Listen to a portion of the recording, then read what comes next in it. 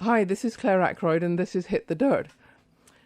Since I'm new here, I thought it would be nice to start off by sort of introducing, to some extent, my personal philosophy on gardening. Since if you're going to be listening to me, you might well know where I'm coming from. My view of what gardening is, or maybe should be, is very much determined by the way I grew up. I grew up in a village in the southern part of England, in Kent, where the principal pastime and occupation of just about everybody I knew was gardening. The calendar of the year in a village in Kent is pretty well measured by gardening events.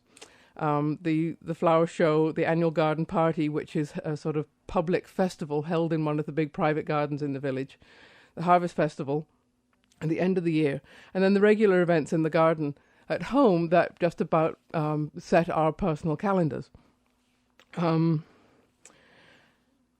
I was never really conscious that gardening could be done for any other reason than just the sheer personal pleasure that anybody derived from collecting and growing a ton of different plants. That these plants should beautify the home that they're grown around was a sort of integral part of why you did it.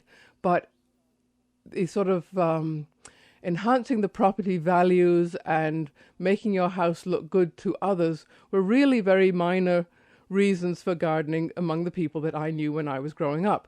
There was a considerable amount of competitiveness in who could collect the largest range of plants and who could cultivate the most difficult to grow.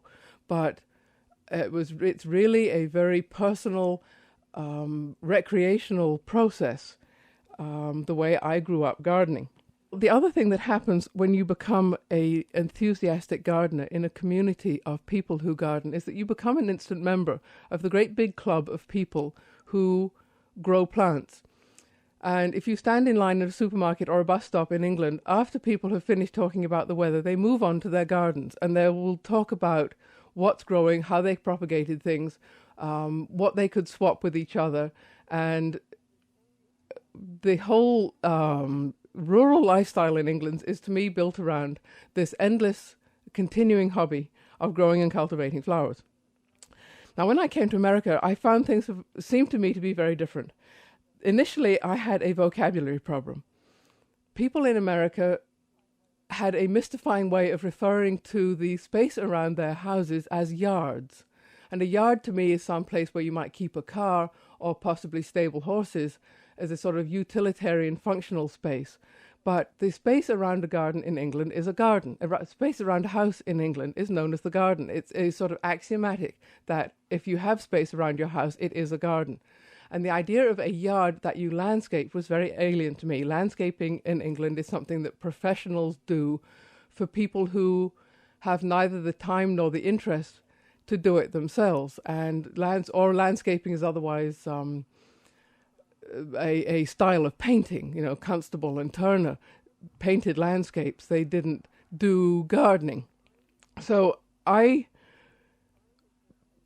think that I began to understand that what to me was part of living and breathing, which was that all the time you spent outside, you really spent playing in growing things in your garden, was not something that is as deeply held a part of outdoor life in this country. I find a peculiar difference in the point from which a garden is viewed in America. It seemed to me that people did things here inside out. Most people in England establish their boundaries. They build a fence or a hedge around the outside perimeter of their property and then garden from that line in, so that their garden is something that you see from the house and you live within. And to my confusion, I found that most American new homes were gardened the other way around. People started by gardening against the house so that the view of the house from the road was where their gardening efforts were supposed to be seen from. So that the goal of their projects was to make the house look better to passers-by. If you're living inside your house, what you have grown up against it is invisible to you. And it seems strange that you would want to garden for stuff that you weren't going to see. That what you want to be doing is standing in the kitchen window or looking out through the living room window at the fruits of your labors, which you could see from beyond the house. So I come at gardening as a pastime, a hobby, and a science and an art that is never depleted of new things to know and new things to learn. The whole vast and fascinating plant kingdom is something that nobody will ever know everything about. And the how to grow, what to grow, and where to grow of cultivating plants for their ornamental effect is something that everybody can do at some level, and is to me something that is never boring and never tiresome. I would like to sort of conclude by saying that it's important to remember, I feel it necessary to tell people who are new at this game and didn't grow up with all their uncles, aunts and neighbors, fanatic gardeners, that if you're getting started, believe that there is no right or wrong. That the only thing that works is what looks or seems right to you. There are no horticultural police that will come and get you if you don't do it right. It's not something that there are any rules that you have to follow. There is always more to learn about how to achieve the effect you want, and more to learn about what effect will work for your house and for you.